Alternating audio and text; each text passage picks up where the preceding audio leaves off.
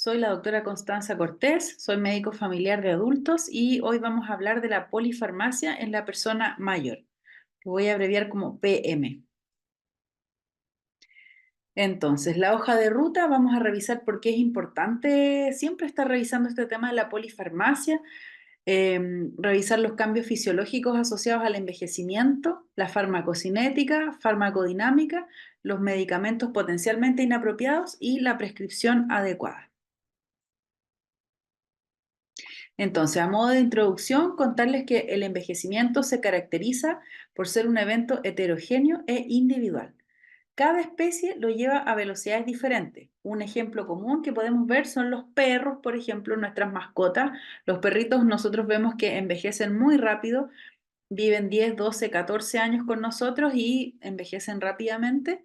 Y esta característica se acentúa más aún dentro de la misma especie. O sea, nosotros los humanos, hay personas que nosotros vemos y no podemos creer la edad que tienen porque se ven mucho más jóvenes, o al revés, hay personas que tienen, no sé, 60 y se ven de 80. El grado de declinación funcional varía y dentro de una misma persona, cada órgano también tiene una velocidad distinta. Hay pacientes que tienen más deteriorados sus corazones, sus riñones, etcétera. Entonces, fisiologías diferentes van a hacer que esta interacción dinámica entre un medicamento y un organismo también lo sean y van a depender del grado de envejecimiento. Existe escasa información sobre parámetros farmacológicos en las personas mayores. ¿Por qué? Porque ellos son excluidos de los estudios de seguridad y de eficacia. Entonces, lo que vemos habitualmente es que nosotros estamos indicando fármacos en las personas mayores que fueron creados para gente joven, ¿sí? Porque ellos no son considerados dentro de los estudios.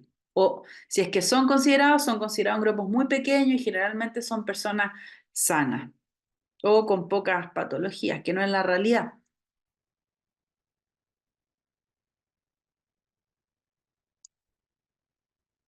Entonces, eh, bueno, esto ustedes lo saben, las personas mayores son importantes consumidores de fármacos. Un tercio del total de las prescripciones del mundo son para esta población, ¿sí? El 65% de las personas mayores ocupan más de 3 fármacos. Y los RAM se dan entre un 5 y un 50%, incluso hasta un casi un 80% en algunas revisiones sistemáticas, ¿ya? ¿Cuál es el problema de esto y por qué es tan importante revisar el tema? Bueno, porque las personas mayores por lo general tienen pluripatología, lo que los lleva a una polifarmacia y a una prescripción potencialmente inadecuada. ¿Qué pasa con esto? Bueno, hay desenlaces negativos en la calidad de vida, obviamente. Aumentan las hospitalizaciones, aumenta la pérdida de funcionalidad y el aumento de la mortalidad. También favorecen el desarrollo de síndromes geriátricos, como las caídas, delirium, deterioro cognitivo e incontinencia, muchas veces. ¿Cuáles son los cambios fisiológicos asociados al envejecimiento y por qué son importantes? Bueno, porque todos estos cambios van haciendo que esa persona pueda metabolizar y el medicamento pueda actuar de distinta manera según estos cambios, ¿cierto? En comparación a un adulto joven. Por ejemplo, a nivel como general hay un aumento de la grasa corporal y hay una disminución de la masa magra y del agua. A nivel de absorción, el pH gástrico aumenta y la capacidad secretora y el flujo sanguíneo gastrointestinal disminuyen. A nivel de distribución, la albúmina plasmática y la afinidad por proteínas disminuye. A nivel de metabolismo, el tamaño del hígado y el flujo sanguíneo hepático también disminuyen. Y función renal, bueno, obviamente disminución de la función renal y del flujo plasmático renal también. La farmacocinética, bueno, acá está la tremenda definición, ¿cierto? Que dice que son procesos y factores que determinan la cantidad del fármaco presente en el sitio, bla, bla, bla, bla, bla. Esa tremenda definición, pero lo podemos resumir en que en el fondo es lo que el organismo le hace al fármaco. O sea, yo me tomo un medicamento y este medicamento va a sufrir una serie de cambios y de alteraciones dentro y ahí se va a determinar cómo va a llegar este fármaco y qué es lo que va a tener que hacer. Entonces, es lo que el organismo le hace al fármaco. Entonces, dentro de la farmacocinética hay tres cosas bien importantes de recordar, que es la biodisponibilidad, la vida media y el volumen de distribución. Recordar que la biodisponibilidad es la fracción del fármaco que llega inalterada a la circulación sistémica. La vida media es el tiempo que necesita este medicamento para reducir la concentración a la mitad y el volumen de distribución es la relación entre la cantidad administrada y la concentración que se alcanza en la sangre. Entonces, aquí estas concentraciones dependen de este acrónimo que se llama ADME, que es la absorción, distribución, metabolismo y la excreción. La absorción, bueno, ya lo dijimos, menor acidez gástrica, hay menor superficie de absorción, hay retardo del vaciamiento gástrico y menor motilidad intestinal. A nivel de distribución pasan varias cosas. Eh, por ejemplo, hay varios mecanismos de distribución de los medicamentos, pero el más importante es el de la unión a proteína, ¿sí? Ese es lejos el más importante. Pero aquí hay varias cosas que pasan, porque hay disminución de la masa magra, hay aumento del tejido adiposo, hay menos agua corporal y hay menos albúmina. Por lo tanto, todas estas cosas van a hacer más difícil la distribución. A nivel de metabolismo, bueno, son las transformaciones químicas, ¿cierto? Y el hepático es el principal en los fármacos que consumimos por vía oral. Ahí se habla del metabolismo de primer paso y las reacciones de fase uno son las que más se alteran en la persona mayor. ¿Sí? A nivel de excreción, bueno, recordar que está alterada por la disminución del flujo renal, el tamaño renal también influye y la disminución de la filtración glomerular. Ahora, hablando de la farmacodinamia, esto estudia los efectos y acciones de los fármacos dentro del organismo, busca conocer las interacciones del fármaco con el receptor. Se ha establecido que los efectos de los fármacos en la persona mayor son diferentes a los de una persona joven. Eso está súper claro, ¿cierto? Entonces, por ejemplo, los medicamentos, estos son como los que más usamos nosotros en atención primaria, los medicamentos cardiovasculares, la insulina y los vasodilatadores, ¿qué nos pueden provocar? Bueno, estreñimiento, confusión, ataxia, caída, hipotensión y retención urinaria. Los antiparkinsonianos, los antihipertensivos, los antipsicóticos y los sedantes son los medicamentos con más RAM. Ojo con ellos. Después, los diuréticos nos pueden dejar varias catástrofes. Hipotensión ortostática en la persona mayor, sobre todo en los que tienen insuficiencia cardíaca con fracción de eyección de menos de 40%. ¿Y esto qué nos puede provocar? Una caída, y eso una hospitalización, una institucionalización y muerte. ¿Sí? Los IECA, otra cosa que usamos habitualmente, nos pueden provocar, son menos efectivos, perdón, son menos efectivos en las personas mayores como antihipertensivos, pero sí nos sirven bastante en el tratamiento de la insuficiencia cardíaca. Y los anticolinérgicos es otra familia de medicamentos que nos van a empeorar la función cognitiva y en pacientes que tienen hiperplasia prostática benigna nos pueden hacer una retención aguda de orina. Así que ojo con ellos también. Bueno, ahora comentarles un poquitito de los medicamentos potencialmente inapropiados.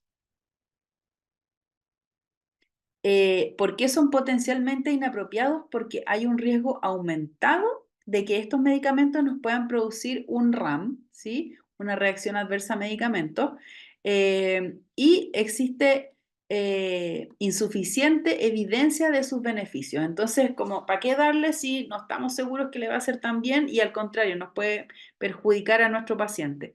Son menos seguros que otras alternativas. Entonces, esas tres características son importantes que las manejen de los MPI. O sea, hay un riesgo aumentado de RAM, no hay tanta evidencia de que sean tan beneficiosos y hay alternativas más seguras. Entonces, si un medicamento tiene esas tres cosas, alerta, ¿sí? Existen listados de medicamentos MPI. Dentro de los más importantes está el grupo de los anticolinérgicos, ¿sí? Porque tienen riesgo aumentado de morbilidad, institucionalización, declive funcional y deterioro cognitivo y también, obviamente, mortalidad. Por ejemplo, los AINES, ¿ya? Por dolor crónico, nos van a dar mayor riesgo de reaparición de una enfermedad ulcerosa o una hemorragia digestiva, ¿cierto? Cuando lo ocupamos de manera prolongada. Puede empeorar las enfermedades cardiovasculares, nos puede provocar hiponatremia, interacciones con otros fármacos como los anticoagulantes cumarínicos. Los hipnóticos, evitar el uso crónico, o sea, más de un mes. Y las benzodiazepinas de vida media larga, evitarlas, ¿ya? Salvo en pacientes que tengan riesgo de convulsión o que tengan dependencia a otras benzodiazepinas y o a alcohol, en trastornos de ansiedad generalizado, pero severo, y en procedimientos perianestésicos, como que en esas situaciones como que ya podríamos ocuparla, pero tratar de que no se prolonguen.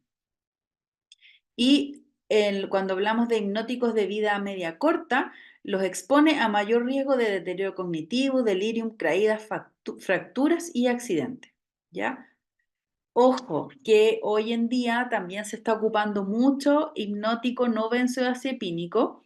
Los pacientes tienen fácil acceso en las ferias, lo compran a manera libre, y se ha visto que el perfil de seguridad es similar a los benzodiazepinas, por lo que su uso crónico tampoco está recomendado. Hay pacientes que dicen, no, si esto me ayuda a quedarme dormida y después no pasa nada, no genera adicción. No, se ha visto que no es así y que su uso tampoco está recomendado.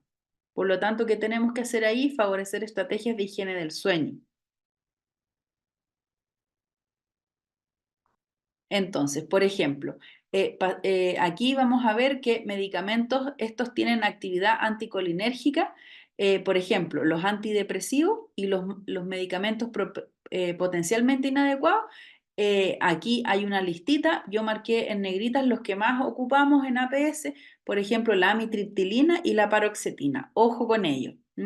Dentro de los antihistamínicos está la clorfenamina, la dexclorfeniramina, perdón, y la hidroxicina, que también a veces los ocupamos, ojo con ellos porque son MPI.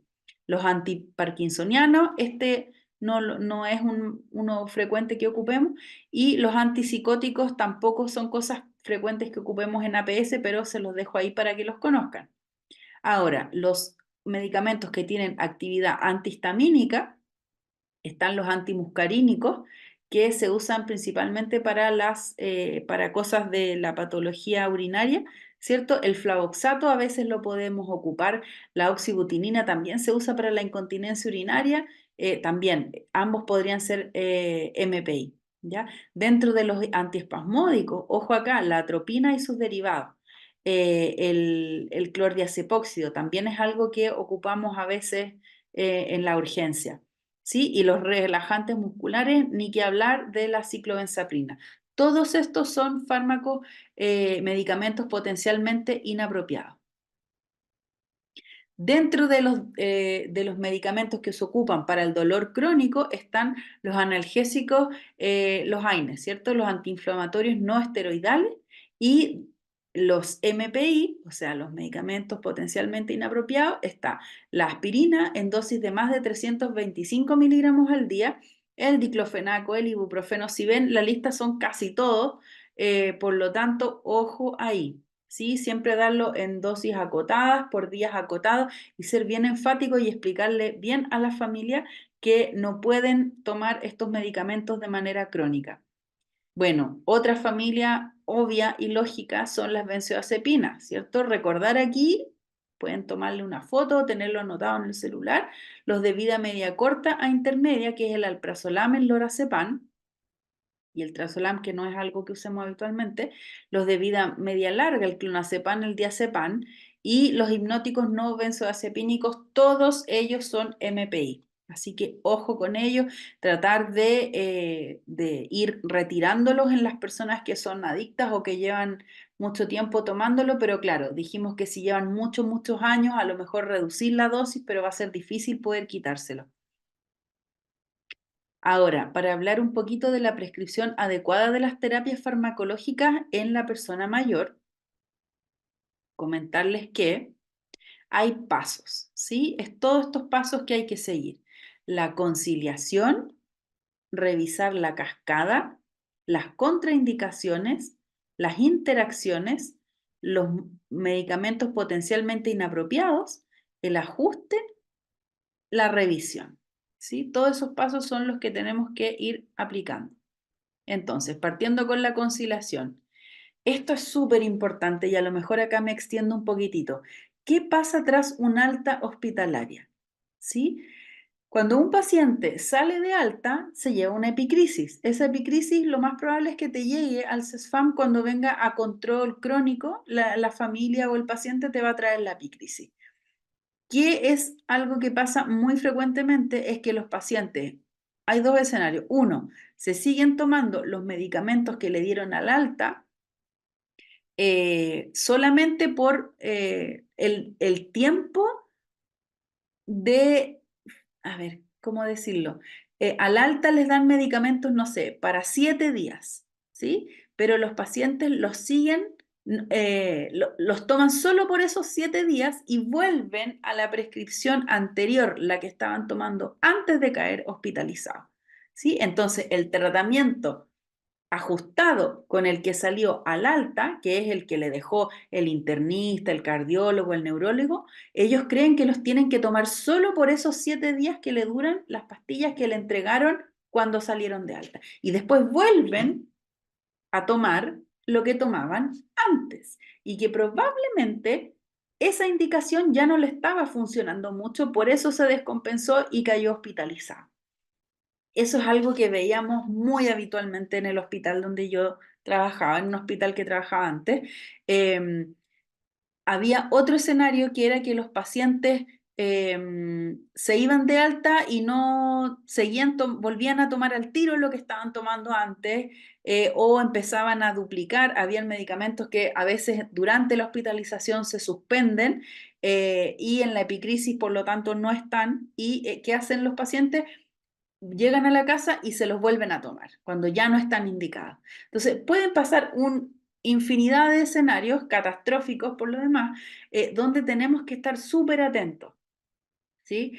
Hay hospitales donde se han desarrollado estrategias de comunicación, por ejemplo, en el Servicio de Salud Metropolitano Suroriente existe una plataforma donde tú puedes ver la epicrisis y puedes ver a veces las evoluciones, puedes ver las evoluciones de los controles de los pacientes con el especialista posterior al alta, entonces ahí tú puedes ver por qué le retiraron el medicamento, todo lo que va escribiendo el especialista.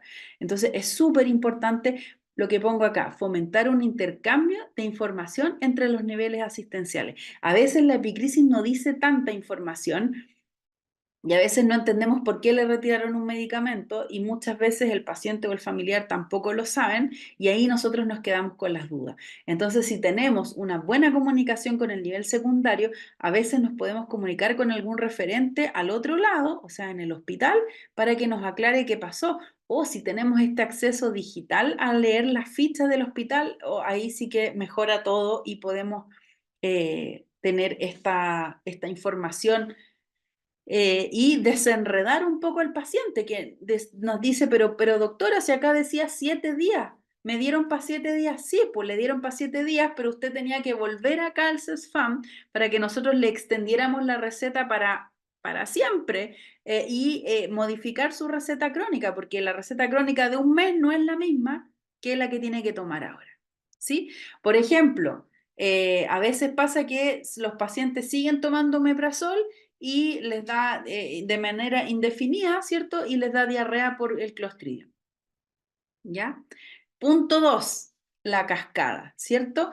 A veces el paciente empieza a presentar algún síntoma, está tomando un medicamento y empieza a presentar un síntoma, luego se hacen diagnósticos errados buscando etiologías de por qué tiene este síntoma, se le agregan nuevos fármacos para mejorar estos síntomas y genera más síntomas, entonces le agrego otro fármaco. No, lo que hay que hacer ahí es ver qué pasó, por qué está desarrollando este síntoma y siempre ir a mirar los fármacos, no agregarle otro, ver qué está tomando y a lo mejor alguno de estos que está tomando es el que está provocando estos síntomas sacarlo, disminuirlo de dosis, etcétera. Pero tratar de no agregar más cuestiones porque al final es una bicicleta donde voy a ir agregando más cosas que me van a ir provocando más cosas y no voy a parar nunca. Entonces, ojo ahí, siempre mirar los fármacos. Otra cosa súper importante, las contraindicaciones. Existen contraindicaciones absolutas y relativas para los distintos grupos etarios, ¿cierto? Eh, Esto cobra mayor importancia en los pacientes geriátricos porque tienen pluripatología.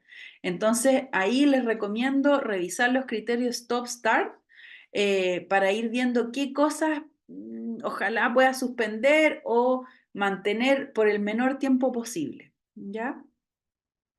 El paso 4 que tiene que ver con las interacciones, bueno, existen aplicaciones que ayudan a evaluar las interacciones fármaco-fármaco, como una que se llama Lexi Interact de UpToDate o Micromedex.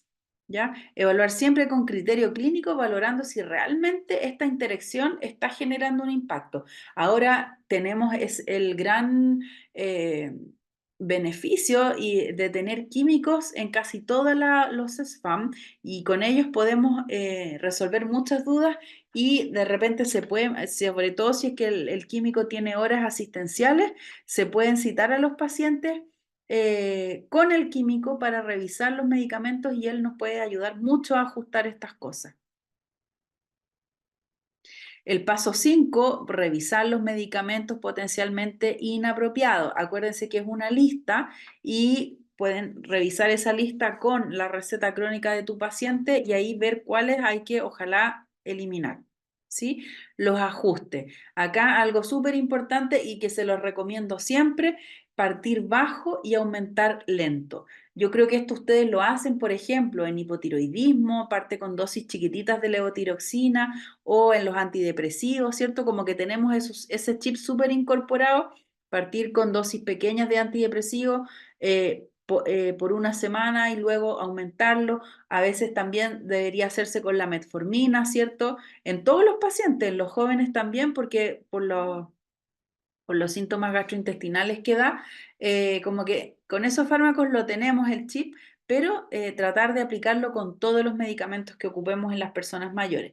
Ahora, esto tiene pro y contra, ¿sí? Los pro es que, claro, es seguro, pero ¿qué pasa? Que en atención primaria, si partimos con dosis pequeñas y le decimos al paciente, bueno, en el próximo control vamos a subir la dosis, puede que este paciente esté 3, 4 meses tomando una dosis enana que no le sirve para nada, porque en esos 3 o 4 meses el paciente no va a tener control por el acceso, la dificultad del acceso a conseguir hora con nosotros. Entonces, ahí hay que verlo, a lo mejor hay que darle un sobrecupo y dejar esa hora fijada para luego, porque si lo tenemos 4 meses tomando un fármaco que no le está sirviendo para lo que yo se lo quiero dar, y al contrario le puede estar provocando RAM, aunque esté en una dosis chica, no tiene mucho sentido. Entonces, hagamos esto, pero tratemos siempre de dejar al paciente con la hora enganchada luego, no 4 o 5 meses después. Y bueno, siempre considerar la fracción renal disminuida, el daño hepático crónico y la hipoalbuminemia. ¿Sí? El punto 7 es la revisión. ¿Ya? Después de haber ejecutado todo el ciclo, puede haber dificultades. ¿Por qué? Porque a veces yo voy a suspender un fármaco y le puedo sugerir al paciente que ocupe otro que es mejor, que es más seguro, ¿cierto? Y es más caro. Por ejemplo, no sé, pues, se me ocurre, hay pacientes que tienen artrosis y no se toman el paracetamol porque la presentación que tenemos disponible en atención primaria son estas pastillas grandotas y a veces les molesta tragar y les da lata tragarse las 8 pastillas. Entonces, pucha, ideal sería, ¿cierto?, indicarle sumadol, pero es mucho más caro y y es difícil que lo puedan comprar muchas veces. ¿Y qué pasa? Que no les da lata tomarse las pastillas grandotas y andan con dolor. Y eso que puede provocar un síndrome de caída, ¿cierto? Esto también puede provocar baja adherencia, ¿cierto? Tanto cambio. Entonces, por eso siempre revisar si es necesario dejarle otro fármaco más. Pueden desarrollar intolerancia y pueden desarrollar RAM. Después Eso, un mensaje súper importante que me lo enseñó un geriatra con el que yo trabajo, siempre culpar al fármaco. Si un paciente empieza con síntomas raros, como inexplicables, medios difíciles de caracterizar o algo como agudo, siempre echarle la culpa al medicamento, revisar varias veces qué cosas está tomando, desde cuándo, cuánto tiempo lo está tomando, a qué hora, cómo lo está tomando, acompañado de qué otro fármaco, ¿sí? Porque muchas veces este síntoma raro puede ser por culpa de un fármaco. Muchas gracias.